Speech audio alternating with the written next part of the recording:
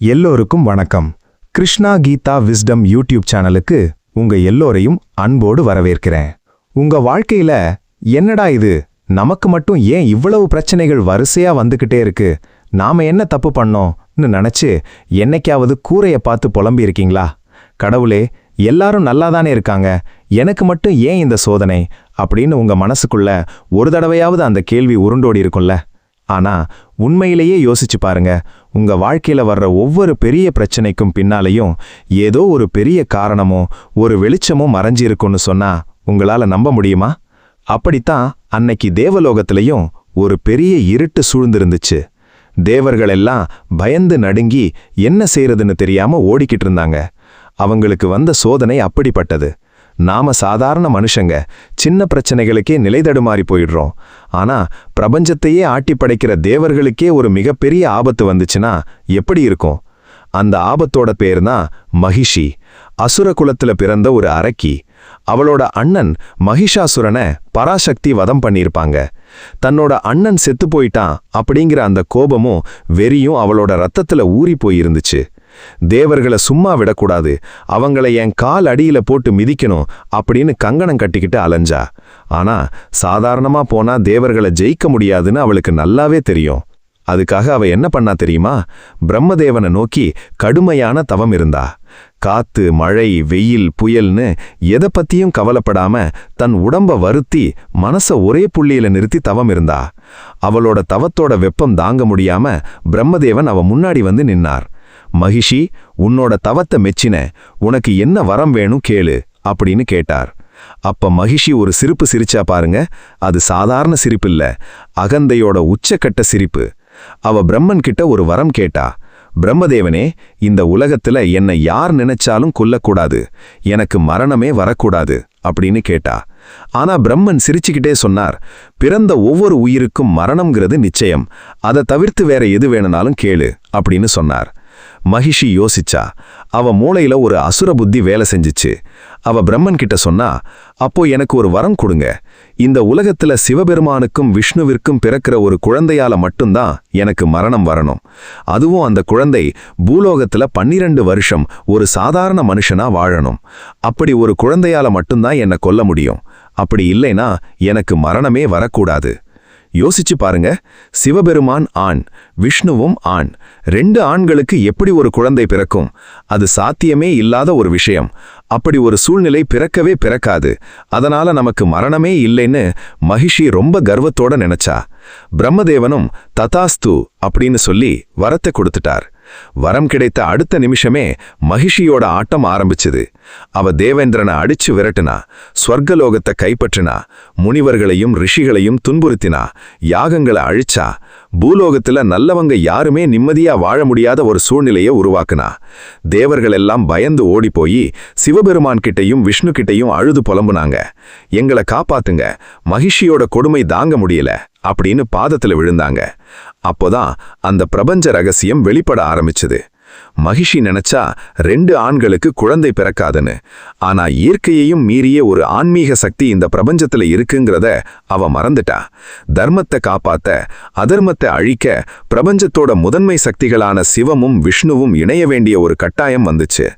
சிவம்ங்கிறது தூய அருவமான சக்தி, விஷ்ணுங்கிறது அதை காக்கும் பொருள் சக்தி. இந்த 2 பரம்பொருள்களும் சேரும்போது உருவாக போற அந்த அற்புதம் என்ன? அந்த குழந்தை எப்படி பூமிக்கு வரப்போகுது? ஒரு அசுரியோட அகந்தையை அழிக்க, பிரபஞ்சத்தையே காக்க அவதரிக்க போற அந்த ஹரிஹரசுதன் யார்? இதை கேட்கும்போதே உங்க மனசுள்ள ஒரு சிலிர்ப்பு வருது தானே? அடடா, சிவனுக்கும் விஷ்ணுவுக்கும் எப்படி குழந்தை பிறக்கும்னு நீங்க யோசிக்கிறது எனக்கு நல்லாவே புரியுது. ஆனா அங்கதான் ஆன்மீகத்தோட மிகப்பெரிய ரகசியமே ஒளிஞ்சிருக்கு. அது வெறும் கதை இல்ல, அதுக்கு பின்னால ஒரு மிகப்பெரிய ஆழமான உண்மை இருக்கு. மகிஷியோட கொடுமை எல்லை மீறி போய்கிட்டு இருக்கும்போது பரந்தாமனும் பரமேஸ்வரனும் என்ன முடிவெடுத்தாங்க? உலகத்துக்கே ஒளியாக போற அந்த மணிகண்டனின் பிறப்பு எப்படி சாத்தியமாச்சு அப்படின்னு நாம அடுத்த பகுதியில ரொம்ப ஆழமா நெகிழ்ச்சியா பார்க்க போறோம். ஆனா அதுக்கு முன்னாடி, நீங்க உங்க வாழ்க்கையில என்னைக்காவது சாத்தியமே இல்லைன்னு நினைச்ச ஒரு விஷயம் அற்புதம் மாதிரி நடந்திருக்கா? யோசிச்சு பாருங்க. அடுத்த பகுதியில மணிகண்டனின் பிறப்பு ரகசியத்தோட உங்களை சந்திக்கிறேன். முந்தைய பகுதியில நாம பார்த்த மாதிரி மகிஷி வாங்குன வரம் தேவலோகத்தையே பேரதிர்ச்சியில ஆழ்த்துச்சு. 2 ஆண்களுக்கு எப்படி குழந்தை பிறக்கும், அது சாத்தியமே இல்ல அப்படின்னு மகிஷி நினைச்சு ஆடாத ஆட்டம் ஆடினா. ஆனா இந்த பிரபஞ்சத்தை இயக்கிக்கிட்டு இருக்கிற அந்த பரம்பொருள் தர்மத்தை காப்பாத்த எதையும் செய்யும்னு அவளுக்கு தெரியாம போயிடுச்சு. உங்க வாழ்க்கையில என்னைக்காவது யோசிச்சு பார்த்திருக்கீங்களா? எனக்கு வந்திருக்கிற இந்த பிரச்சனைக்கு தீர்வே இல்ல, இது முட்டுச்சந்து அப்படின்னு நாம பல நேரங்கள்ல நினைப்போம். ஆனா கதவு அடைக்கப்படும் போது அங்க ஒரு புதிய வழியை கடவுள் திறந்து வைப்பார்னு சொல்லுவாங்க. அதே மாதிரிதான் அன்னைக்கு தேவர்களோட வழி அடைக்கப்பட்டப்போ சிவபெருமானும் விஷ்ணு பகவானும் இணைந்து ஒரு மாபெரும் அற்புதத்தை நிகழ்த்த முடிவு செஞ்சாங்க. அதற்கு முன்னாடி ஒரு சிறிய பின்னணி சம்பவத்தை நாம தெரிஞ்சுக்கணும். பார்க்கடலை கடைஞ்சப்போ அமுதமும் வெளிப்பட்டுச்சு, நஞ்சும் வெளிப்பட்டுச்சு. அந்த அமுதத்தை அசுரர்கள் தட்டி பறிச்சு ஓட பார்த்தப்போ விஷ்ணு பகவான் பேரழகியான மோகினி அவதாரத்தை எடுத்தாரு. அந்த மோகினி வடிவத்தை பார்த்து அசுரர்கள் எல்லாரும் மயங்கி போய் அமுதத்தை இழந்தாங்க. ஆனா அந்த மோகினி அவதாரத்தை சிவபெருமான் நேரடியா பார்க்கல. இப்ப மகிஷியோட வரம் நிறைவேறணும்னா சிவபெருமானும் விஷ்ணுவும் இணையணும். உடனே விஷ்ணு பகவான் மீண்டும் அந்த மோகினி ரூபத்தை எடுக்க சம்மதிச்சாரு. கைலாயத்துல சிவபெருமான் வீற்றிருக்க அங்கே விஷ்ணு பகவான் விண்ணுலகமே வியந்து பார்க்கும் பேரழகியாக உலகத்துல இருக்கிற அத்தனை அழகுக்கும் ஒரு வடிவமாக மோகினியாக நடந்து வர்றாங்க. கொஞ்சம் கற்பனை செஞ்சு பாருங்க, பிரபஞ்சத்தோட உச்சக்கட்ட அழகு ஒரு பெண் வடிவத்துல நடக்கும்போது எப்படி இருக்கும்? அவங்களோட அந்த நடையில, சிரிப்புல, பார்வையில ஆதி பகவானான சிவபெருமானே மெய்மறந்து போறாரு. ஆன்மீக ரீதியா யோசிச்சா இது வெறும் ஆண் பெண் ஈர்ப்பு இல்லைங்க. அரூபமான பரம்பொருளும் மாயையான உலக உருவமும் ஒன்னா சங்கமிக்கிற மாபெரும் பிரபஞ்ச நிகழ்வு. சிவபெருமானும் மோகினியும் இணைந்து தர்மத்தை காக்கிற அந்த புனிதமான சக்தியை உருவாக்குறாங்க. அவங்க 2 பேரோட திவ்யமான ஆற்றலும் ஒன்றிணைந்து ஒரு ஒளிரும் தேஜஸாக மாறுது. அந்த தேஜஸ் தான் ஒரு மிக அழகான ஆண் குழந்தையா வடிவமெடுக்குது. அந்த குழந்தை பிறந்த அந்த நொடியில பிரபஞ்சம் முழுதும் ஒரு மாபெரும் அமைதியும் பேரானந்தமும் பரவுது. தேவர்கள் மேலிருந்து மலர் மாறி பொழியறாங்க. தேவ துந்துபிகள் முழங்குது. எங்க பார்த்தாலும் ஒரு விதமான திவ்யமான நறுமணம் வீசுது. ஏன் தெரியுமா? அசுரத்தன்மையையும் அகந்தையையும் அழிச்சு உலகத்துல சாந்தத்தையும் தர்மத்தையும் நிலைநாட்ட போற ஹரிஹரசுதன் பிறந்தாச்சு. ஹரி அப்படின்னா விஷ்ணு, ஹரன் அப்படின்னா சிவன். ஹரியும் ஹரனும் இணைந்து பெற்றெடுத்த அந்த தெய்வீக குழந்தை தான் நம்முடைய ஐயப்பன். அந்த குழந்தையின் கழுத்துல ஒரு தங்கமணி ஜொலிச்சுக்கிட்டு இருந்துச்சு. அதனால் அந்த குழந்தைக்கு மணிகண்டன் அப்படின்னு பேர் அமைஞ்சிச்சு. இப்ப யோசிச்சு பாருங்க, குழந்தை பிறந்தாச்சு. ஆனா மகிஷியோட வரம் என்ன? அந்த குழந்தை பூலோகத்துல 12 வருஷம் ஒரு சாதாரண மனுஷனா வாழணும் அப்படின்னு ஒரு கண்டிஷன் இருக்குல்ல. தேவலோகத்துல பிறந்த இந்த திவ்யமான குழந்தை எப்படி பூலோகத்துக்கு போக போகுது? பூலோகத்துல யார் இந்த குழந்தைய வளர்க்க போறாங்க? ஒரு ராஜ பரம்பரையில, அதுவும் குழந்தை பாக்கியமே இல்லாம ஏங்கிக்கிட்டு இருக்கிற ஒரு மன்னனோட கைக்கு இந்த குழந்தை போக போகுதுன்னு அப்ப யாருக்குமே தெரியாது. பூலோகத்துல கேரள நாட்டுல பம்பை நதிக்கரையில ஒரு பெரிய அதிசயம் காத்துக்கிட்டு இருந்துச்சு. நாம வாழ்க்கையில பல நேரங்கள்ல நமக்குன்னு எதுவுமே கிடைக்கலையேன்னு ஏங்குவோம். ஆனா இறைவன் நமக்குன்னு சிறந்த ஒன்றை சரியான நேரத்துல கொடுக்க காத்துக்கிட்டு இருப்பாரு. அப்படி குழந்தைக்காக ஏங்கிய ஒரு அரசனுக்கு இந்த பிரபஞ்சத்துக்கே அதிபதியான குழந்தை எப்படி கிடைக்க போகுது? அடர்ந்த காடு, பம்பை நதியோட ஜில்லென்ற காற்று, அங்க அழுதுகிட்டு இருக்கிற அந்த தெய்வீக குழந்தை, அதை பார்க்க போற அந்த அரசன் யாரு? வாங்க, அடுத்த பகுதியில நாம பம்பை நதி கரைக்கே போய் அந்த நெகிழ்ச்சியான தருணத்தை நேரடியா அனுபவிப்போம். முந்தைய பகுதியில நாம பார்த்த மாதிரி சிவனும் விஷ்ணுவும் இணைந்து உருவாக்கிய அந்த திவ்யமான குழந்தை மணிகண்டன் தன் அவதார நோக்கத்துக்காக பூலோகத்துக்கு வர தயாராயிட்டாரு. ஆனா அந்த குழந்தை பூலோகத்துல யாரோட வீட்ல வளரப்போகுது? அங்கதான் இறைவன் எழுதின அந்த அழகான திரைக்கதை அமைஞ்சிருந்தது. அப்போ கேரள நாட்டுல பந்தளம் அப்படின்னு ஒரு அழகான ராஜ்யம் இருந்துச்சு. அந்த நாட்டை ராஜசேகரன் அப்படிங்கிற ஒரு மகாராஜா ஆட்சி செஞ்சுக்கிட்டு வந்தாரு. அவர் சாதாரண அரசர் இல்லைங்க, தர்ம நெறி தவறாதவர், மக்களை தன் சொந்த குழந்தைகள் மாதிரி பார்த்துக்கிட்டவர். ஆனா அவரோட வாழ்க்கையில ஒரே ஒரு மாபெரும் குறை இருந்துச்சு. என்ன தெரியுமா? அவருக்கு குழந்தை பாக்கியமே இல்லை. எனக்கு அப்புறம் இந்த நாட்டை ஆள ஒரு வாரிசு இல்லையே, என் காலத்துக்கு அப்புறம் இந்த மக்கள் யாரை நம்பி வாழ்வாங்க அப்படின்னு நினைச்சு அந்த மன்னனும் அவரோட அரசியும் தினமும் கண்ணீர் வடிச்சுக்கிட்டு இருந்தாங்க. இல்லாத கோவில்கள் இல்லை, செய்யாத யாகங்கள் இல்லை. ஆனா கடவுளோட கணக்கு வேற மாதிரி இருந்துச்சு. இறைவன் அவங்களுக்கு சாதாரண குழந்தையை கொடுக்க விரும்பல, உலகத்தையே ஆளப்போற ஒரு பரம்பொருளையே கொடுக்க காத்துக்கிட்டு இருந்தாரு. ஒரு நாள் பந்தளம் மன்னர் ராஜசேகரன் தன் பரிவாரங்களோட பம்பை நதிக்கரை பக்கத்துல இருக்கிற காட்டுக்கு வேட்டையாட போனார். வேட்டையாடி முடிச்சிட்டு களைப்போட பம்பை நதியில இறங்கி முகம் கழுவிட்டு கரையேறும்போது தூரத்திலிருந்து ஒரு மெல்லிய அழுகை சத்தம் கேட்டுச்சு. கொஞ்சம் யோசிச்சு பாருங்க. அடர்ந்த காடு, சுற்றிலும் பெரிய பெரிய மரங்கள், பறவைகளின் சத்தம், பம்பை நதியோட ஜில்லென்ற காத்து. அந்த அமைதியான சூழல்ல ஒரு குட்டி குழந்தையோட மழலை அழுகை சத்தம் கேட்கும்போது எப்படி இருக்கும்? மன்னர் அதிர்ச்சி அடைஞ்சாரு. என்னடா இது? இந்த அடர்ந்த காட்டுக்குள்ள யாரு குழந்தைய விட்டுட்டு போயிருப்பா அப்படின்னு பதறி போய் சத்தம் வந்த திசையை நோக்கி ஓடினாரு. அங்க ஒரு தாமரை மேல சூரியனை விட பிரகாசமான தேஜஸோட ஒரு அழகிய ஆண் குழந்தை கைகால்களை அசைச்சு அழுதுகிட்டே இருந்துச்சு. அந்த குழந்தையோட கழுத்துல ஒரு தங்க மணி ஜொலிச்சுக்கிட்டே இருந்துச்சு. அந்த குழந்தைய பார்த்த அடுத்த நொடியில மன்னர் ராஜசேகரனின் உடம்பு சிலிர்த்து போச்சு. அவரோட கண்கள்ல இருந்து தாரை தாரையா கண்ணீர் கொட்டுச்சு. அவர் அப்படியே மண்டியிட்டு அந்த குழந்தைய தன் கைகள்ல தூக்குனாரு. அந்த குழந்தை மன்னரை பார்த்து ஒரு சின்ன புன்னகை செஞ்சுச்சு பாருங்க. மன்னரோட மனசுல இருந்த அத்தனை கவலையும், இத்தனை வருஷ ஏக்கம், வாரிசில்லையேங்கிற வலி எல்லாமே ஒரே நொடியில காத்துல பறந்து போயிடுச்சு. அப்போதான் அங்க ஒரு மாபெரும் அதிசயம் நடந்துச்சு. ஆகாயத்திலிருந்து ஒரு அசரீரி குரல் ஒலிச்சது. மன்னனே ராஜசேகரா, கலங்காதே. இந்த குழந்தை சாதாரண குழந்தை அல்ல, பிரபஞ்சத்தின் மகத்தான சக்தி கொண்டவன். இவனை உன் சொந்த மகனைப் போல அன்போடு வளர்த்து வா. இவன் கழுத்தில் மணி இருப்பதால் இவனுக்கு மணிகண்டன் என்று பெயரிடு. இவனுக்கு 12 வயது நிறைவடையும் போது இவன் யார் என்ற உண்மை உனக்கு புரிய வரும். அசரீரிய கேட்ட மன்னனுக்கு ஆனந்த கண்ணீர் பெருகிடுச்சு. கடவுளே, என் ஏக்கம் முடிவுக்கு வந்துடுச்சு அப்படின்னு சொல்லி மணிகண்டனை தன் மார்போடு அணைச்சுக்கிட்டு அரண்மனைக்கு ஓடி வந்தாரு. அரண்மனைக்குள்ள நுழைஞ்சு அரசியோட கைகள் அந்த குழந்தைய கொடுத்ததும் அந்த தாய்ப்பட்ட சந்தோஷத்துக்கு எல்லையே இல்ல. எனக்கு இன்னும் ஒரு குழந்தை வந்துருச்சே அப்படின்னு அழுது புலம்பி குழந்தைய முத்தமிட்டாள். பந்தல நாடே திருவிழா கோலம் பூண்டுச்சு. வீதிகள் தோறும் விளக்கேற்றினாங்க. மக்களுக்கு அன்னதானம் கொடுத்தாங்க. யோசிச்சு பாருங்க, நாம கூட சில நேரங்கள்ல வாழ்க்கையில ஐயோ எனக்கு எதுவுமே கிடைக்கலையே, கடவுள் என் பிரார்த்தனையை கேட்கவே இல்லையேன்னு கதறி அழுதுகிட்டு இருப்போம்.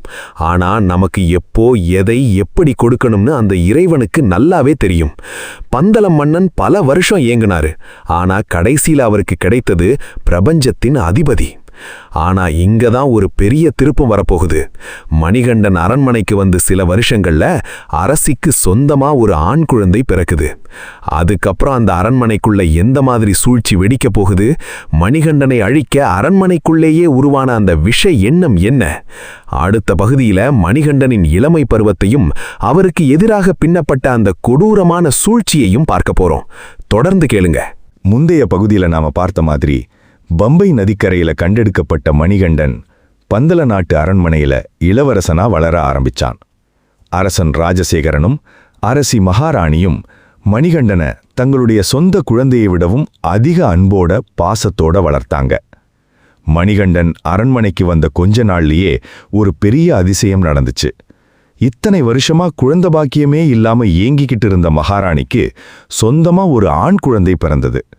அந்த குழந்தைக்கு ராஜராஜன்னு பேரிட்டாங்க. மணிகண்டன் கால்பட்ட நேரம்தான் நமக்கு இந்த பாக்கியம் கிடைச்சதுன்னு மன்னர் ரொம்பவே சந்தோஷப்பட்டாரு. மணிகண்டனுக்கு வயசு ஏற ஏற அவனோட முகத்துல இருந்த அந்த தெய்வீக கடாட்சமும் அறிவும் எல்லாரையும் வியக்க வச்சுச்சு. குருகுலத்துக்கு கல்வி கற்க அனுப்புனாங்க. சாதாரண மனுஷங்க பல வருஷம் கஷ்டப்பட்டு படிக்கிற அத்தனை கலைகளையும் வேதாந்தங்களையும் வில்வித்தை வாழ்வித்தை எல்லாத்தையும் மணிகண்டன் ஒரே ஒரு முறை கேட்டதுமே முழுசா கத்துக்கிட்டான்.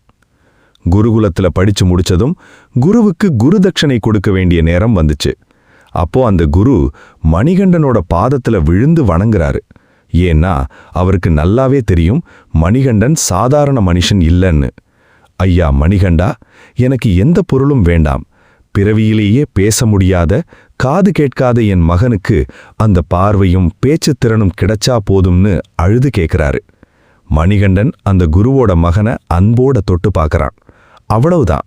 அந்த நொடியே அந்த பையன் பேச ஆரம்பிக்கிறான். காது கேட்க ஆரம்பிக்குது. குரு கண்ணீர் விட்டு வணங்குறாரு.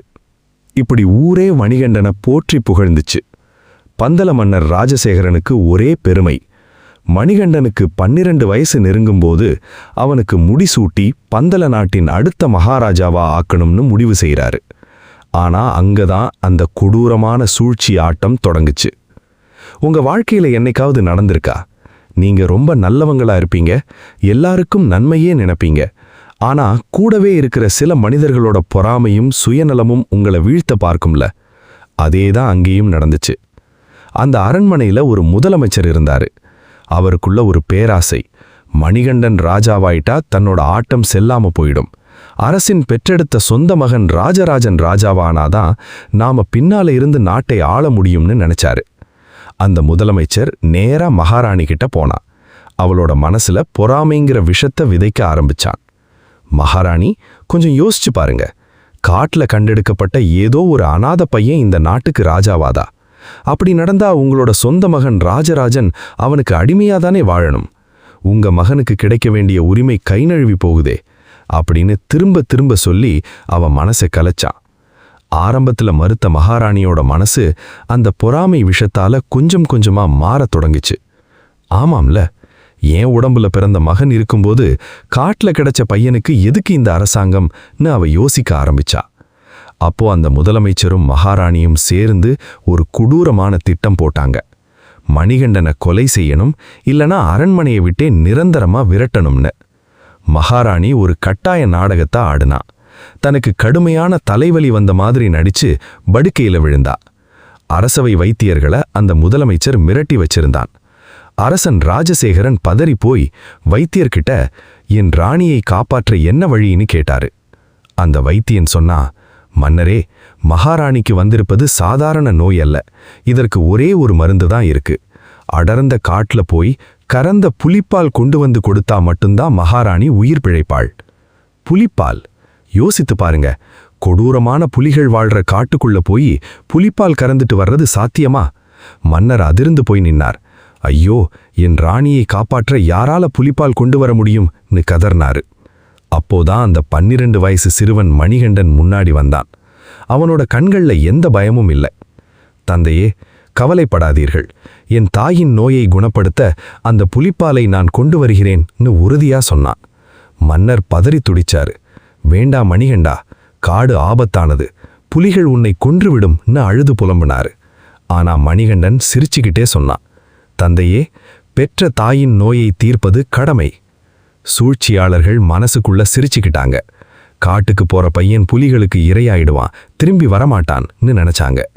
ஆனா அவங்களுக்கு தெரியாது, மணிகண்டன் போவது புலிப்பால் கொண்டு வர மட்டுமல்ல, பிரபஞ்சத்தையே ஆட்டி படைக்கிற அசுரி மகிஷியை வதம் செய்ய போறான் அப்படின்னு.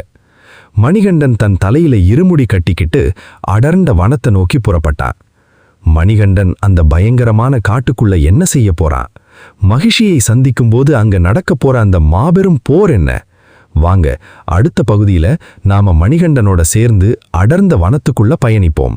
12 வயசு சிறுவன் கையில எந்த ஆயுதமும் இல்லாம கொடூரமான மிருகங்கள் நிறைந்த அடர்ந்த வனம் நோக்கி போக போறான். மன்னர் ராஜசேகரன் கண்ணீர் விட்டு அலறாரு. மணிகண்டா, வேண்டாம்பா, இந்த நாடு வேண்டாம், சிம்மாசனம் வேண்டாம், என்னை விட்டுட்டு காட்டுக்கு போகாத. புலிப்பால் கொண்டு வர்றது சாத்தியமே இல்லாத விஷயம்னு காலை பிடிச்சு அழாத குறையா கெஞ்சுறாரு. ஆனா மணிகண்டன் முகத்துல ஒரு சின்ன பதற்றமோ பயமோ, ஏன் அந்த சூழ்ச்சி செஞ்சவங்க மேல எந்த விதமான கோபமோ கூட இல்லைங்க. அவனோட முகத்துல ஒரு திவ்யமான புன்னகை மட்டும்தான் இருந்துச்சு. ஏன்னா அவனுக்கு நல்லாவே தெரியும், இது மனிதர்கள் போட்ட திட்டம் இல்ல, பிரபஞ்சம் தனக்கு கொடுத்த அவதார கடமை. மணிகண்டன் மன்னரை பார்த்து சொல்றான், தந்தையே, நீங்க எதுக்காகவும் கலங்கக்கூடாது. பெற்ற தாயோட துன்பத்தை போக்குறது ஒரு மகனோட முதல் கடமை. நான் கண்டிப்பா புலிப்பால் கொண்டு வந்து தாயோட நோயை குணப்படுத்துவேன். எனக்கு வழியில சாப்பிடுறதுக்கு கொஞ்சம் அரிசியும் வழிகாட்ட இறைவனின் அருளும் இருந்தா போதும்னு சொல்றான். அப்போதான் மணிகண்டன் தன் தலையில அந்த புனிதமான இருமுடியை ஏந்திக்கிறான். ஒரு முடியில தன்னோட ஆன்மீக தேவைகளுக்கான நெய்யும் தானியங்களும், இன்னொரு முடியில வழிப்பயணத்துக்கான உணவுகளும் முடிஞ்சு வச்சுக்கிறான்.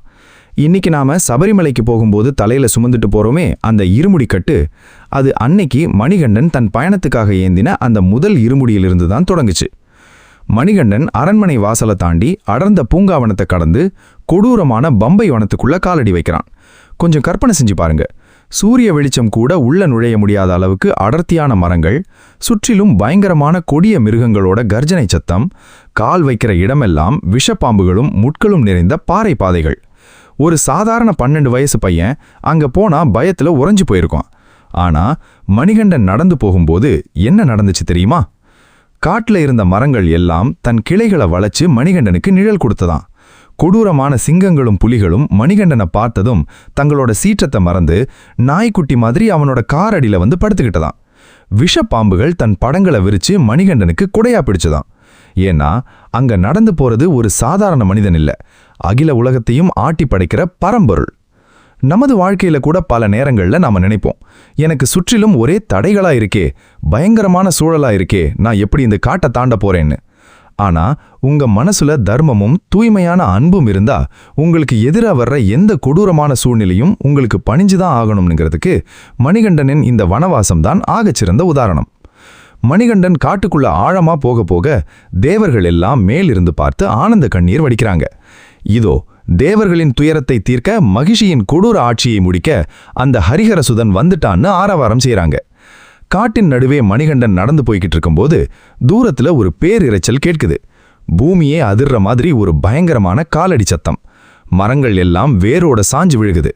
அங்க வர்றா மகிஷி. கொம்புகளிலிருந்து நெருப்பு பொறிகள் பறக்க, கண்களில் இரத்த வெறியோட தேவர்களையும் முனிவர்களையும் சித்திரவதை செஞ்சுக்கிட்டு இருந்த அந்த அரக்கி மணிகண்டன் முன்னாடி வந்து நிக்கிறா. மகிஷி சிரிக்கிறா. அது காடே அதிர்கிற ஒரு கொடூரமான சிரிப்பு. யாருடா நீ? ஒரு சின்ன சிறுவன் இந்த காட்டுக்குள்ள தனியா வந்து நிக்கிறாயே, உனக்கு என்ன தைரியம் இருந்தா ஏன் முன்னாடி வந்து நிப்பாய்ன்னு கர்ஜிக்கிறான். மணிகண்டன் அமைதியா அவளை பார்க்கறான். அவனோட கண்கள்ல கோபம் இல்ல, ஆனா பிரபஞ்சத்தின் உச்சக்கட்ட தர்மத்தின் ஒளி ஜொலிச்சுச்சு. அவளுக்கு தெரியாது தான் பிரம்மன் கிட்ட வாங்கின வரம் நிறைவேற போற தருணம் இதுதான்னு. சிவனுக்கும் விஷ்ணுவுக்கும் பிறந்த 12 வயசு சிறுவன் தன் முன்னாடிதான் நிக்கிறான்ங்கிற அந்த உண்மை அவளுக்கு இன்னும் புரியல. மகிஷி மணிகண்டனை தாக்க பாயிரா. மணிகண்டனும் தன் அவதாரத்தின் உண்மையான நோக்கத்தை நிறைவேற்ற தயாராகிறான். அந்த அடர்ந்த காட்டுக்குள்ள ஒரு அசுரிக்கும் ஒரு 12 வயசு தெய்வீக சிறுவனுக்கும் இடையே நடக்க போற அந்த மாபெரும் தர்ம யுத்தம் என்ன? மகிஷியின் அகந்தை எப்படி அழிய போகுது? வாங்க, அடுத்த பகுதியில நாம அந்த உணர்ச்சி பூர்வமான விறுவிறுப்பான மகிஷி வதத்தை பார்ப்போம். முந்தைய பகுதியில நாம பார்த்த மாதிரி அடர்ந்த காட்டுக்குள்ள மணிகண்டனும் தேவர்களை சித்திரவதை செஞ்சுக்கிட்டு இருந்த கொடூரமான அரக்கி மகிஷியும் நேருக்கு நேர் நிக்கிறாங்க. பிரபஞ்சத்தையே ஆட்டி படைச்ச மகிஷி தன் முன்னாடி நிக்கிற அந்த 12 வயசு சிறுவனை ரொம்ப அலட்சியமா பார்த்தா. ஏய் சிறுவனே, சிங்கங்களும் புலிகளுமே என் பேரை கேட்டா பயந்து நடுங்கும். நீ என்னடான்னா எந்த ஆயுதமும் இல்லாம ஏன் முன்னாடி வந்து நிக்கிறா? உன்னை ஒரே மிதியில மிதிச்சு துப்பி செக்கிடுவேன்னு கொடூரமா கர்ஜிச்சா. மணிகண்டன் அமைதியா ஒரு மெல்லிய புன்னகையோட சொன்னா, மகிஷி, உன் அகந்தையும் ஆணவமும் எல்லை மீறி போச்சு. தேவர்களையும் ரிஷிகளையும் நீ பட்ட பாடெல்லாம் போதும். இத்தனை காலம் நீ செஞ்ச பாவத்துக்கான கணக்க முடிக்கிற நேரம் வந்துடுச்சு. மணிகண்டன் சொன்னதை கேட்டதும் மகிஷிக்கு கோபம் தலைக்கேறிடுச்சு. சின்ன பயலே, எனக்கு மரணமே கிடையாதுன்னு பிரம்மதேவனே வரம் கொடுத்திருக்காரு. சிவனுக்கும் விஷ்ணுவிற்கும் பிறந்த 12 வயசு சிறுவனால மட்டும்தான் என்ன கொல்ல முடியும். அது சாத்தியமே இல்லாத ஒன்று. அப்படி இருக்கிறப்போ நீ எப்படி என்ன அழிக்க முடியும்னு சொல்லி ஆவேசமா பாய்ஞ்சா. மணிகண்டன் சிரிச்சுக்கிட்டே சொன்னா, மகிஷி, இந்த பிரபஞ்சத்துல சாத்தியமே இல்லைன்னு எதுவுமே கிடையாது. நீ கேலி செய்கிற அந்த ஹரிஹரசுதன் சிவனுக்கும் மோகினி ரூபத்துல இருந்த விஷ்ணுவிற்கும் பிறந்த அந்த மணிகண்டன் வேற யாரும் இல்ல. இதோ உன் முன்னாடி நிக்கிறது நான் தான். அந்த வார்த்தையை கேட்ட அடுத்த நொடி மகிஷியோட உடம்பு ஒரு நிமிஷம் உறைஞ்சு போச்சு. அவளுக்குள்ள ஒரு இனம் குறியாத பயம் பரவுச்சு. ஆனா அவளோட அசுர புத்தியும் அகந்தையும் அவளை சும்மா விடல. இல்லை, இது பொய்யாகத்தான் இருக்கும்னு சொல்லி தன்னோட கூர்மையான கொம்புகளாலும் ஆயுதங்களாலும் மணிகண்டனை தாக்க ஓடி வந்தா. அங்கதான் அந்த மாபெரும் தர்ம யுத்தம் தொடங்குச்சு. கொஞ்சம் கற்பனை செஞ்சு பாருங்க. காடே அதிருது, மரங்களெல்லாம் புயல்ல சிக்கின மாதிரி ஆடுது. மகிஷி ஆவேசமா பாயிரா. ஆனா மணிகண்டன் காத்துல மிதக்கிற மாதிரி ரொம்ப லாகவமா அவளோட தாக்குதல்களை எல்லாம் முறியடிக்கிறான். மணிகண்டன் தன்னோட தெய்வீக பாதத்தை உயர்த்தி மகிஷியோட மார்புல ஒரே மிதி. அந்த ஒரு மிதியோட வேகத்தை மகிஷியால தாங்க முடியல. அவ அப்படியே தூக்கி வீசப்பட்டு அழுதை நதி கரையில போய் பலத்த சத்தத்தோட விழுந்தா. அவளோட உடம்புல இருந்த அசுர ரத்தம் கொப்பளிச்சு வெளியேறுச்சு. தன் வாழ்நாள்ல யாராலையும் வீழ்த்த முடியாத மகிஷி இப்போ ஒரு சிறுவனின் பாதங்களுக்கு அடியில உயிருக்கு போராடிக்கிட்டு கிடக்கா. அவளோட அசுர அகந்தையெல்லாம் ஒரே நொடியில சுக்குநூறா உடைஞ்சு போச்சு.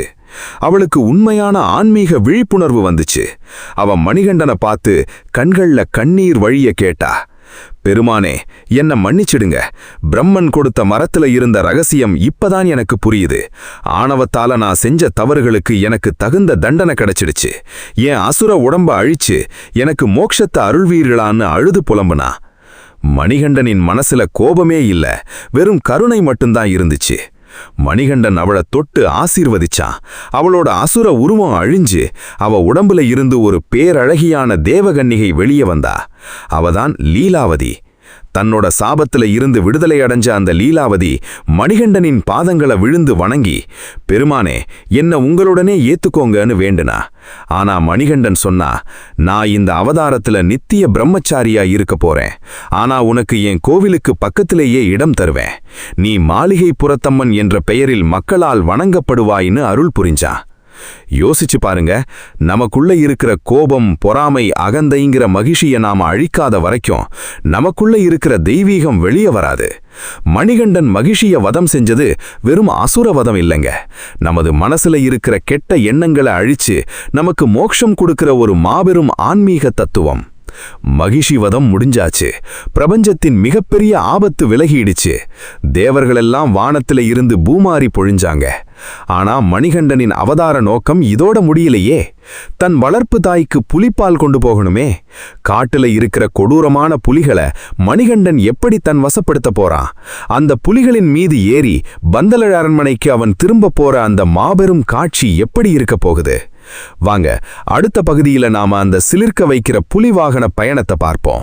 முந்தைய பகுதியில நாம பார்த்த மாதிரி தேவர்களுக்கே மாபெரும் அச்சுறுத்தலா இருந்த மகிஷிய வதம் செஞ்சு அவளுக்கு மோட்சமும் கொடுத்து அவதாரத்தின் முதல் கட்ட நோக்கத்தை மணிகண்டன் வெற்றிகரமா முடிச்சிட்டான்.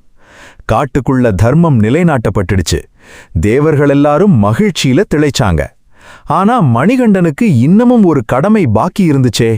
தன் வளர்ப்பு தாயோட நோயை குணப்படுத்த புலிப்பால் கொண்டு போகணுமே. மகிஷி வதம் முடிஞ்சதும் இந்திரன் உட்பட அத்தனை தேவர்களும் மணிகண்டன் முன்னாடி காட்சி தந்தாங்க. இந்திரன் கண்ணீர் மல்க வணங்கி, பெருவானே, எங்களை காப்பாற்ற வந்த ஹரிஹரசுதனே, உங்களுக்கு நாங்கள் என்ன கைமாறு செய்ய போகிறோம்னு கேட்டான். மணிகண்டன் புன்னகையோடு சொன்னான், தேவேந்திரா, என் பூலோகத்தாய்க்கு புலிப்பால் தேவைப்படுகிறது. அதற்காக எனக்கு சில புலிகளை தந்து உதவுங்கள்னு கேட்டான். அந்த வார்த்தையை கேட்டதும் இந்திரனுக்கு புரிஞ்சு போச்சு. தேவர்கள் எல்லாரும் உடனே பெண் புலிகளாகவும் ஆண் புலிகளாகவும் மாறினாங்க. தேவேந்திரன் தானே ஒரு மிகப்பெரிய கம்பீரமான பெண் புலியா மாறினான். அப்போ நடந்த காட்சி இருக்கே, அதை நினைச்சு பார்த்தாலே உடம்பு சிலிர்க்கும். அந்த அடர்ந்த காட்டின் நடுவே ஆயிரக்கணக்கான கொடூரமான புலிகள் வரிசையா வந்து நிற்குது. அந்த புலிக்கூட்டத்தின் நடுவே தேவேந்திரனாகிய அந்த பெண் புலியின் மீது 12 வயசு சிறுவன் மணிகண்டன் கம்பீரமாக ஏறி அமர்கிறான். அவனோட ஒரு கையில வில்லும் மறு கையில புலியின் பிடரி மயிரை பிடித்தபடி அமர்ந்திருக்கான். சுற்றிலும் நூற்றுக்கணக்கான புலிகள் அவனை ஒரு மாபெரும் தளபதியைப் போல சூழ்ந்து வருது. அங்கே பந்தள அரண்மனையில என்ன நடந்துகிட்டு இருந்தது தெரியுமா? சூழ்ச்சி செஞ்ச அந்த மகாராணியும் அந்த முதலமைச்சரும் மனசுக்குள்ள ரொம்ப சந்தோஷமா இருந்தாங்க. காட்டுக்கு சென்று பல நாட்கள் ஆகிவிட்டது. கண்டிப்பா அவனை ஏதோ ஒரு புலியோ சிங்கமோ அடித்து கொண்டிருக்கும். இனி நமக்கு எந்த ஆபத்தும் இல்ல, நமது மகன்தான் அடுத்த ராஜான்னு எண்ணி விருந்து சாப்பிட்டு கொண்டிருந்தாங்க. மன்னர் ராஜசேகரன் மட்டும் மகனை பிரிந்த துயரத்தில் தினமும் கண்ணீர் வடித்து கொண்டிருந்தார். திடீரென்று பந்தல நாட்டின் எல்லை பகுதியில் ஒரு பயங்கரமான பேரிரைச்சல் கேட்டது. பூமியே அதிர்கிறது. காடே பிளப்பது போல ஆயிரக்கணக்கான புலிகளின் கர்ஜனை சத்தம் நாலா பக்கமும் எதிரொலிக்குது. மக்கள் எல்லாம் பயந்து நடுங்கி, ஐயோ, ஏதோ கொடூர மிருகங்கள் நாட்டிற்குள் புகுந்து விட்டன, நாட்டை காப்பாற்றுங்கள்னு அலறி அடிச்சுக்கிட்டு ஓடுறாங்க. அரண்மனை வாசலில் இருந்த காவலர்கள் ஓடி வந்து மன்னரின் பாதத்தில் விழுந்தார்கள். மன்னரே, ஆபத்து! ஆயிரக்கணக்கான புலிகள் அரண்மனையை நோக்கி வந்து கொண்டிருக்கின்றன.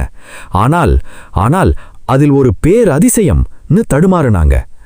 மன்னர் பதறிப்போய் அரண்மனை பால்கனிக்கு ஓடி வந்து பார்க்கிறார். அங்கே தூசியும் புகையுமாய் எழுந்த அந்த பாதையில் கம்பீரமாக ஒரு புலிக்கூட்டம் வந்து கொண்டிருக்கிறது. அந்த புலிக்கூட்டத்தின் முன்னால் ஒரு பெண் புலியின் மீது அமர்ந்து கொண்டு முகத்தில் மந்தகாச புன்னகையோடு வந்து கொண்டிருக்கிறான் மணிகண்டன். அந்த காட்சியைக் கண்ட பந்தள நாட்டு மக்கள் அப்படியே ஸ்தம்பித்து நின்றார்கள். பயத்தில் நடுங்க வேண்டிய ஜனங்கள் அந்த தெய்வீக அழகைக் கண்டு மெய்மறந்து கையெடுத்து கும்பிடத் தொடங்கினார்கள். மகாராணியும் அந்த முதலமைச்சரும் அந்த சம்பவத்தை பார்த்த அடுத்த நொடி அவங்களோட கை கால்களெல்லாம் நடுங்க ஆரம்பிச்சிடுச்சு. முகத்தில் ரத்தம் வற்றி போச்சு. ஐயோ, புலிப்பால் கொண்டு வர சொன்னால் புலி கூட்டத்தையே கூட்டிட்டு வருகிறானே, இவன் சாதாரண மனிதன் இல்லையே, பரம்பொருளான்னு நினைத்து பயத்தில் உறைந்து போனாங்க. மணிகண்டன் அரண்மனை வாசலில் வந்து புலியிலிருந்து இறங்கினான். நேராக தன் வளர்ப்பு தாயின் முன்னால் சென்று நின்றான். தாயே, நீங்கள் கேட்ட புலிப்பால் இதோ வந்துவிட்டது. இந்த புலிகளிலிருந்து உங்களுக்கு எவ்வளவு பால் வேண்டுமோ கறந்து கொள்ளுங்கள் என்று மென்மையாக சொன்னான். அந்த வார்த்தையை கேட்டதும் மகாராணிக்கு தான் செய்த மாபெரும் பாவம் நினைவுக்கு வந்தது. அவளால் மணிகண்டனின் முகத்தை பார்க்கவே முடியல. யோசிச்சு பாருங்க, நமக்கு தீங்கு செய்தவர்களிடம் கூட நாம காட்டும் அன்பும் தர்மமும் அவங்களோட அகந்தையை எப்படி உடைத்தெறியும் என்பதற்கு மணிகண்டனின் இந்த செயலை விட வேறு என்ன சான்று வேண்டும்? மன்னர் ராஜசேகரன் ஓடி வந்து மணிகண்டனை அணைத்து அழுகிறார். ஆனால் அங்கே ஒரு மாபெரும் உண்மை மன்னருக்கு புரிய வருகிறது. தன் கைகளில் வளர்ந்த இந்த மணிகண்டன் யார்? இவன் ஏன் பூலோகத்திற்கு வந்தான்? அந்த உண்மையை உணர்ந்த மன்னர் என்ன செய்யப் போகிறார்? வாங்க, அடுத்த பகுதியில நாம பந்தல மன்னனின் அந்த ஆன்மீக விழிப்புணர்வையும் கண்ணீர் மல்கிய மன்னிப்பையும் பார்ப்போம். முந்தைய பகுதியில நாம பார்த்த மாதிரி ஆயிரக்கணக்கான கொடூரமான புலிகளின் கூட்டத்துக்கு நடுவே கம்பீரமா ஒரு பெண் புலியின் மேலே ஏறி வந்து அரண்மனை வாசல்ல நின்ன மணிகண்டனை பார்த்து 33 தேவர்களும் வியந்து நின்றாங்க. மகாராணியும் அந்த சூழ்ச்சி செஞ்ச முதலமைச்சரும் பயத்துல உறைந்து போய் அப்படியே மணிகண்டனின் பாதத்துல விழுந்தாங்க. மகாராணி கதறி அழுது புலம்புறா. மணிகண்டா, என்னை மன்னிச்சிடுப்பா. பேராசையாலும் பொறாமையாலும் நான் செஞ்ச மாபெரும் பாவம் இது. எனக்கு புலிப்பால் வேண்டாம், எந்த சிம்மாசனமும் வேண்டாம். என் அறியாமையை மன்னிச்சு என்னை காப்பாத்துப்பான்னு அவளோட கண்கள்ல இருந்து தாரை தாரையா கண்ணீர் கொட்டுது. மணிகண்டன் தன்னோட மென்மையான கைகளால அந்த தாயை தூக்கி நிறுத்துறான். அவனோட முகத்துல எந்த விதமான வெறுப்போ கோபமோ இல்ல. அதே திவ்யமான புன்னகை மட்டும்தான் இருந்துச்சு. தாயே, நீங்க எதுக்காகவும் வருத்தப்பட தேவையில்லை. எல்லாமே இந்த பிரபஞ்சத்தின் விதிப்படிதான் நடக்குது. உங்க மூலமா என் அவதார நோக்கம் நிறைவேறதுக்கு ஒரு வழி பிறந்துச்சு, அவ்வளவுதான் ரொம்ப கருணையோட சொல்றான். அப்போதான் பந்தல மகாராஜா ராஜசேகரன் ஓடி வர்றாரு. அவரோட உடம்பெல்லாம் சிலிர்க்குது. கண்கள்ல இருந்து ஆனந்தமும் துயரமும் கலந்த கண்ணீர் வழியுது. 12 வருஷத்துக்கு முன்னாடி பம்பை நதிக்கரையில ஒரு சின்ன குழந்தையா தன் கைகள்ல ஏந்தின மணிகண்டன் இன்னைக்கு புலிக்கூட்டத்தையே தன் வசப்படுத்தி நிக்கிறாரே. அப்போ மன்னருக்கு 12 வருஷத்துக்கு முன்னாடி கேட்ட அந்த அசரீரி குரல் நினைவுக்கு வருது. இவனுக்கு 12 வயது நிறைவடையும் போது இவன் யார் என்ற உண்மை உனக்கு புரிய வரும். மன்னர் ராஜசேகரன் மணிகண்டனின் பாதங்களை நோக்கி ஓடி வந்து ஒரு சாதாரண அரசனா இல்லாம ஒரு உண்மையான பக்தனா அவரோட கால்ல விழுந்து வணங்குறாரு. பகவானே, என் அறியாமையை என்னவென்று சொல்வேன். அகில உலகத்தையும் ஆட்டி படைக்கிற பரம்பொருளான உன்னை இத்தனை நாளா என் சொந்த மகன்னு நினைச்சு வளர்த்தேனே. என் அரண்மனை சூழ்ச்சியை உணராமல் உன்னை ஆபத்தான காட்டுக்கு அனுப்பினேனே. இந்த பாவத்துக்கு எனக்கு என்ன தண்டனைன்னு சொல்லி அழுது துடிக்கிறாரு. மணிகண்டன் மன்னரை பிடிச்சு தூக்கி நிறுத்துறான்.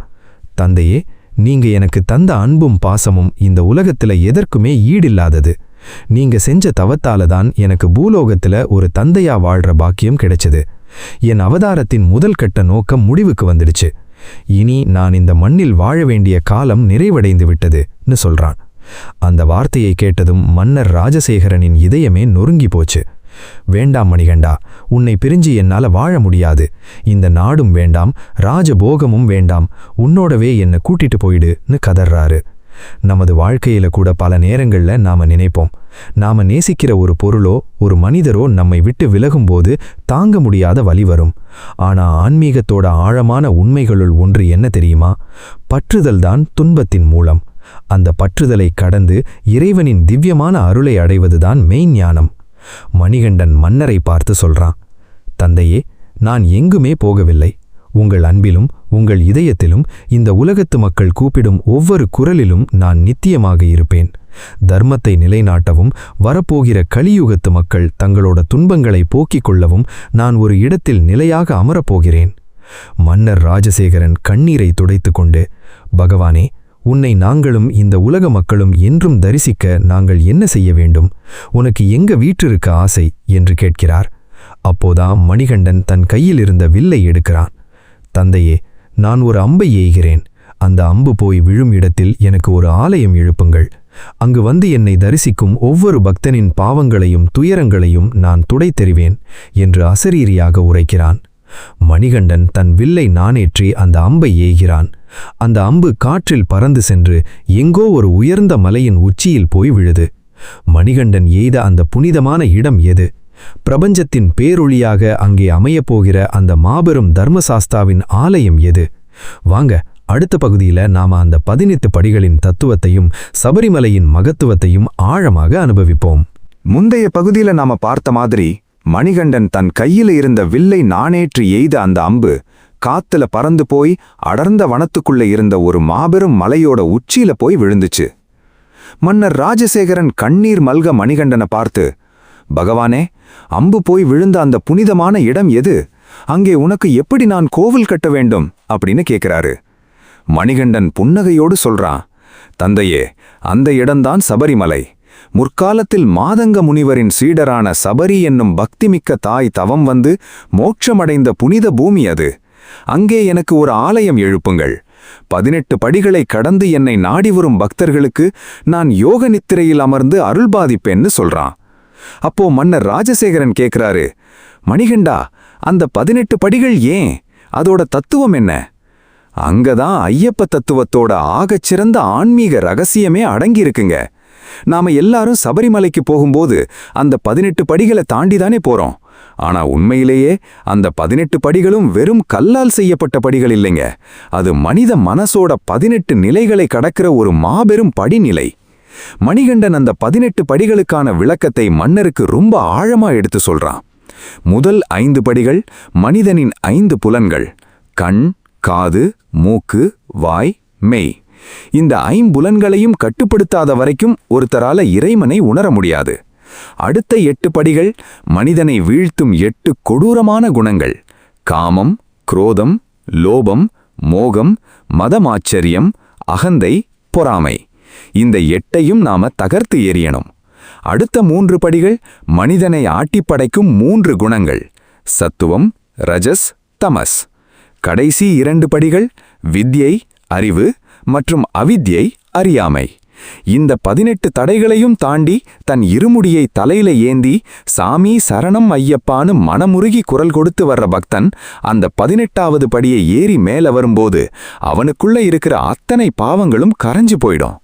அது மட்டும் இல்லைங்க, சபரிமலை வாசல்ல ஒரு மாபெரும் வாசகம் எழுதப்பட்டிருக்கும். நீங்க கவனிச்சிருக்கீங்களா? தத்துவமசி. தத்துவமசி அப்படின்னா என்ன தெரியுமா? நீ எதை தேடி வந்தாலோ அதுவாகவே நீ இருக்கிறாய். அதாவது, கடவுளை தேடி நீ வெளியில எங்கேயும் அலைய தேவையில்லை. உனக்குள்ளேயே இருக்கிற அந்த தூய்மையான ஆத்மாதான் கடவுள் அப்படிங்கிற அத்வைத தத்துவத்தை உலகத்துக்கு உணர்த்துற ஒரே தெய்வம் நம்முடைய ஐயப்ப சுவாமி மட்டும்தான். மன்னர் ராஜசேகரன் அந்த ஆன்மீக ரகசியத்தை கேட்டு மெய்சிலிர்த்து போறாரு. பகவானே, தேவர்களாலேயே கட்ட முடியாத அந்த ஆலயத்தை ஒரு சாதாரண மனிதனான நான் எப்படி கட்டுவேன்னு கேட்கிறாரு. அப்போ மணிகண்டன் சொல்றான், கவலைப்படாதீர்கள் தந்தையே, தேவதச்சனான விஸ்வகர்மாவே வந்து இந்த ஆலயத்தை நிர்மாணிப்பான். பரசுராமர் தன் கைகளால் என் விக்கிரகத்தை அங்கே பிரதிஷ்டை செய்வார். நான் அதில் ஜோதி வடிவாகவும் விக்கிரக வடிவாகவும் நித்தியமாக அமர்வேன்னு அருள் புரிஞ்சான். மன்னரின் கண்கள்ல இருந்து தாரை தாரையா கண்ணீர் கொட்டுது. மணிகண்டா, உன்னை பார்க்காமல் எங்களால் எப்படி இருக்க முடியும்னு கேட்கும்போது மணிகண்டன் சொல்றான், ஒவ்வொரு ஆண்டும் மார்கழி, தை மாதங்களில் 41 நாட்கள் மண்டல விரதம் இருந்து தூய்மையான மனதோடு என்னை நாடி வரும் பக்தர்களுக்கு நான் தை முதல் நாளில் மகர ஜோதியாக காட்சி தருவேன்னு சொல்றான். யோசிச்சு பாருங்க, நாம வாழ்க்கையில எத்தனையோ சோதனைகளை சந்திக்கிறோம், எத்தனையோ கவலைகள்ல மூழ்கி போறோம். ஆனா எனக்குன்னு ஒரு தாய், தந்தை, தெய்வம் எல்லாமே அந்த ஐயப்பன்தான்னு நினைச்சு நாம ஒரு அடி எடுத்து வச்சா அவன் நமக்காக 100 அடி முன்னாடி வந்து நிப்பாங்கிறதுக்கு இந்த சபரிமலை தத்துவத்தை விட வேறு என்ன சான்று வேணும்? மணிகண்டன் தன் பூலோக வாழ்வை முடிச்சுக்கிட்டு அந்த பேரொழியா மாறப்போற அந்த தருணம் வந்துடுச்சு. அரண்மனை மக்கள், பந்தள மன்னர், தேவர்கள் எல்லாரும் கண்ணீர் மல்க பார்த்துக்கிட்டு இருக்க 12 வயசு சிறுவன் மணிகண்டன் எப்படி அந்த பிரபஞ்ச ஜோதியில கலந்தான்? மகர ஜோதியா இன்னைக்கும் உலகத்துக்கு அருள்பாலிக்கிற அந்த நாயகனின் அவதார நிறைவு என்ன? வாங்க, அடுத்த பகுதியில நாம அந்த உணர்ச்சிபூர்வமான உச்சக்கட்ட கிளைமேக்ஸையும் மகர ஜோதியின் மகிமையையும் பார்த்து பரவசமடைவோம். முந்தைய பகுதியில நாம பார்த்த மாதிரி 12 வயசு சிறுவனாய் இந்த பூலோகத்துல அவதரிச்சு அசுரத்தனத்தையும் அகந்தையையும் அழிச்ச அந்த ஹரிஹர சுதன் மணிகண்டன் தன் பூலோக வாழ்வை நிறைவு செய்யற அந்த புனிதமான தருணம் வந்துடுச்சு. சபரிமலையோட உச்சியில விஸ்வகர்மா செதுக்குன அந்த அற்புத ஆலயம் கம்பீரமா நிக்குது. பரசுராமர் தன் தெய்வீக கைகளால ஐயப்ப சுவாமியோட விக்கிரகத்தை அங்கே பிரதிஷ்டை செய்றாரு. அரண்மனை மக்கள், பந்தள மன்னர் ராஜசேகரன், மகாராணி, ஊர் ஜனங்கள், 33 கோடி தேவர்கள், முனிவர்கள் எல்லாரும் அங்கே கூடி நிக்கிறாங்க. எல்லாரோட கண்கள்லையும் கண்ணீர். மணிகண்டா, எங்களை விட்டுட்டு போகாதப்பான்னு அழுது கதறுறாங்க. அப்போ மணிகண்டன் அந்த 18 படிகளையும் தாண்டி மேலே ஏறுகிறான். 18வது படியில போய் நின்னதும் அவனோட உடம்பிலிருந்து ஒரு மாபெரும் திவ்யமான ஒளி வெள்ளம் பொங்க ஆரம்பிக்குது. சூரியனை விட 1000 மடங்கு பிரகாசமான அந்த ஒளியில மணிகண்டன் தன் பக்தர்களை பார்த்து ஒரு கையை உயர்த்தி அபயமுத்திர காட்டுறான். அவனோட முகத்துல இருந்த அந்த புன்னகை, அது இந்த அகில உலகத்துக்கே அஞ்சாத, நான் இருக்கிறேன்னு சொல்ற மாதிரி இருந்துச்சு. அடுத்த நொடி 12 வயசு சிறுவனா நின்ன மணிகண்டன் அங்கே பிரதிஷ்டை செய்யப்பட்டிருந்த அந்த விக்கிரகத்துக்குள்ள ஒரு பேரொளியா போய் கலந்துடுறான். சாமி சரணம், ஐயப்ப சரணம்ங்கிற அந்த மாபெரும் முழக்கம் பிரபஞ்சத்தோட எல்லை வரைக்கும் எதிரொலிக்குது. ஆகாயத்தில இருந்து தேவர்கள் பூமழை பொழியிறாங்க. பந்தள மன்னர் ராஜசேகரன் ஆனந்த கண்ணீரோட அந்த விக்கிரகத்தின் காலடியில விழுந்து கும்பிடுறாரு. அன்னைக்கு மணிகண்டன் அந்த சபரிமலையில ஜோதியா கலந்ததுல இருந்து இன்னைக்கு வரைக்கும் இந்த கலியுகத்துல கண்கண்ட தெய்வமா, கூப்பிட்ட குரலுக்கு ஓடி வர்ற தர்மசாஸ்தாவா நம்ம ஐயப்பன் அருள்பாலிச்சுக்கிட்டு இருக்கான். கொஞ்சம் யோசிச்சு பாருங்க. சாதி, மதம், ஏழை, பணக்காரன், மொழி, இனம்னு எந்தவிதமான பாகுபாடும் இல்லாம கருப்பு ஆடை உடுத்தி இருமுடி சுமந்து நானும் ஐயப்பன் நீயும் ஐயப்பன்னு மனிதர்களுக்குள்ள இருக்கிற அந்த அபேத தன்மையை உணர்த்துற ஒரே தலம் இந்த சபரிமலை மட்டும்தான். வருஷா வருஷம் தை மாசம் முதல் நாள் அந்த பொன்னம்பல மேட்டுல 3 முறை விண்ணில் ஜொலிக்கிற அந்த மகர ஜோதி, அது வெறும் வெளிச்சம் இல்லைங்க. மகனே, நீ விரதமிருந்து என்னை தேடி வந்தியா? இதோ உனக்காக நான் காத்துக்கிட்டு இருக்கேன்னு ஐயப்ப சுவாமி தன் குழந்தைகளுக்கு காட்டுற நிஜமான அன்புக்கான சாட்சி அது. உங்க வாழ்க்கையில என்னைக்காவது ரொம்ப கஷ்டப்பட்டு எனக்கு யாருமே இல்ல, நான் தனியா இருக்கேன்னு நீங்க கலங்கி நின்னீங்கன்னா ஒரே ஒரு நிமிஷம் கண்ணை மூடி உங்க நெஞ்ச தொட்டு சாமி சரணம் ஐயப்பான்னு கூப்பிட்டு பாருங்க. அந்த ஹரிஹர சுதன் உங்க சுமைய அப்படியே தட்டி விட்டு உங்களை தன் மார்போட அணைச்சுப்பான். யார் இந்த ஐயப்பன்? அவன் சாதி மதங்களை கடந்தவன், அகந்தையை அழிப்பவன், தூய்மையான அன்புக்கு கட்டுப்படுபவன், நமக்குள்ளேயே இறைத்தன்மை இருக்குங்கிற மாபெரும் பத்துவத்தை சொல்லிக் கொடுத்த பிரபஞ்சத்தின் பேரொளி. இந்த ஐயப்பனின் அவதார ரகசியத்தையும் சபரிமலையின் மகத்துவத்தையும் கேட்ட உங்க ஒவ்வொருத்தரோட குடும்பத்திலையும் அந்த ஐயப்ப சுவாமியோட அருளும் அமைதியும் நிம்மதியும் எப்பவும் நிறைந்திருக்கணும்னு நான் மனசார பிரார்த்தனை பண்ணிக்கிறேன். இந்த ஆழமான ஆன்மீக பயணம் உங்க மனசை தொட்டிருந்தா மறக்காம இந்த வீடியோவை உங்க நண்பர்களுக்கும் குடும்பத்தினருக்கும் ஷேர் பண்ணுங்க. உங்க எண்ணங்களை கீழே கமெண்ட்ல ஐயப்பான்னு பதிவு பண்ணுங்க. நம்ம கிருஷ்ணா கீதா விஸ்டம் யூடியூப் சேனலை சப்ஸ்கிரைப் பண்ணி பக்கத்துல இருக்கிற பெல் ஐகானையும் கிளிக் பண்ணிக்கோங்க. மீண்டும் ஒரு அழகான ஆன்மீக கதையோட உங்களை வந்து சந்திக்கிறேன். நன்றி. சுவாமியே சரணம் ஐயப்பா.